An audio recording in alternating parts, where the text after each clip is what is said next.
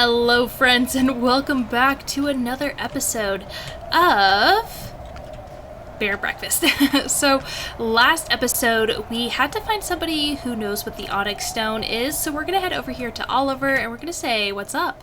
Nice seeing you, bud. Been good, eh? Hey Oliver, you wouldn't have anything in your toolbox that could handle something like this, right?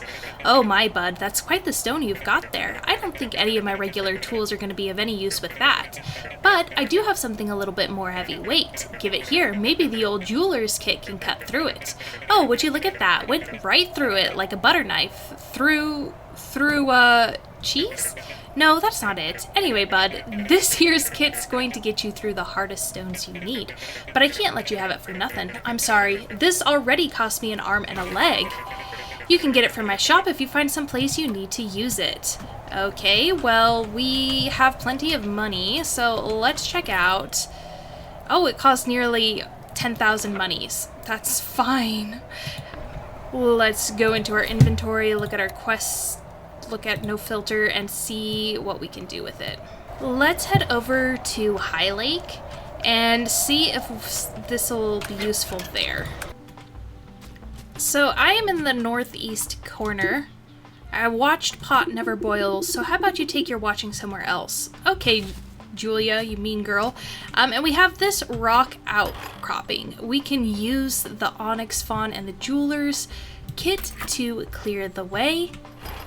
A dangerous path lies ahead. Well, let's see. Okay, here we are at the hollow gate. Oh gosh. Yeah, that looks like Kai. First, of course, let's see what's going on behind him. This is too high, even for me.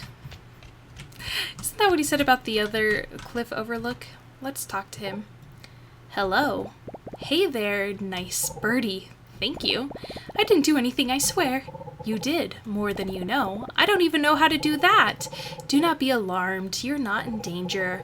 Not any more than you were a minute ago. So, I am in danger. In a sense, life itself implies the presence of danger to be, to its permanence. I'm not the right bear to talk to about these things, but you are the only one here, the only one that could ever be. I'm only here because of the fox telling me to be. Eris. Well, more like yelling at me for no good reason, but still. A worthy counterpart, Eris. Excuse me as I draw my breath for a moment. Thank you. What did you mean about Eris? Eris provided a stability for the world while I was indisposed. Even though her methods are her own, it was enough to ground reality in my absence. Where were you? I was right here, unable to leave. I've been weakened and imprisoned over the course of years, until you found me. Before this, the world had been plunged into disarray. Not a simple chaos that thrives within its own disorder. That would eventually balance itself out. This was a complex cycle of cruelty and death, orchestrated by another god. Thine, the embodiment of violence. He has found a way to lure humans into a false sense of power, permeated throughout his own potential. Humans are the perfect vessels to imbue with a deceiving dominance. And so the violence spread, and Thine grew stronger.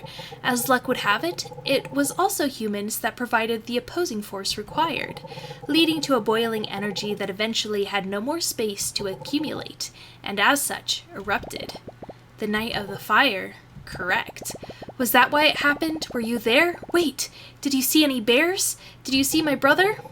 Gods don't usually resolve such a multitude of inquiries. Sorry, yeah, I knew that. The conflict began after the sun had set. A clear night had fallen over the valley. The darkness settled over all the humans, animals, and nature in this corner of the world. The tension that had been building up over days and months and years was not visible, but perceptible. Without a moment of hesitation, the violence erupted.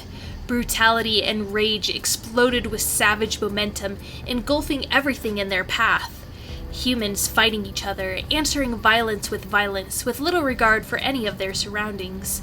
Invisible to the mortal eye, my confrontation with Thine had begun. A celestial skirmish that would determine more than just the outcome of this clash. It would define the shape of this world and its immediate future. If violence and pain would continue their reign, there would be little left to share between either humans, animals, or the gods. I did, however, catch a glimpse of someone else in that moment. Your brother was indeed present at the time of our conflict. His was a valiant effort to aid the victims of this wave of violence, but his outer shell proved too fragile to endure the brutality that ensued.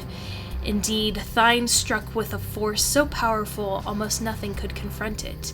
In the aftermath of our clash, everything turned white as if struck by lightning, then dark as if that had been the last sliver of light to ever exist. The battle had no clear winners, only unmistakable losers on all sides. I do not know why Thine's fate was, but I do know he did fare slightly better than I had, if only just. I had collapsed here, at the top of Hollowgate, too weak to rise. I know Thine still had some residual strength, for it was he that imprisoned me in these onyx shackles, and to make sure I could not leave by any means, he locked me behind his dark sorcery, placing an onyx fawn at the entrance as an unbreakable bond, the mirror of his youthful innocence. And so this is where I began my slumber, trying to recover what little power I could, until someone, somehow, could break the stone and break the curse. Until just now, when someone, somehow, did manage to break the stone and free me from my shackles. Please allow me another moment to draw my breath. I got goosebumps. I don't know about you guys, but that gave me goosebumps. What's gonna happen now? That is not ours to know, but only the universe's. I have now been freed from an existence convicted to slumber, a fate I could have never voided on my own. But hindsight is best left to die alone. You have done well, young bear. Better than would be expected of you. Better than most. I thank you. The skies have cleared. The burden of dark is slowly lifting. The light is free to dance once more. I grieve for your brother's life as I do all souls that are taken prematurely. But I am grateful for your heart, as it has achieved an ambition greater than its promise, and that does indeed fill my own, with great purpose. Alright guys, that does it. That is the end of Bear and Breakfast. We found out what actually happened to Hank's brother, as well as some more mythical approaches to the war, the Civil War that outbroke here in this world. I have had a blast playing this. This game was a lot deeper than I thought it would be. Did you guys enjoy the series as well? If so, please let me know down in the comments. Linked in the description is going to be all of my social media, including my TikTok, my sticker shop, and my Patreon, where for $3 a month you can help support the channel and get your name on the end credits. But if you'd like to support me for free, I'd really appreciate that. All you have to do is a like, comment, share this video, as well as subscribe to my channel. All of that really helps the YouTube algorithm get my content in front of more people's faces.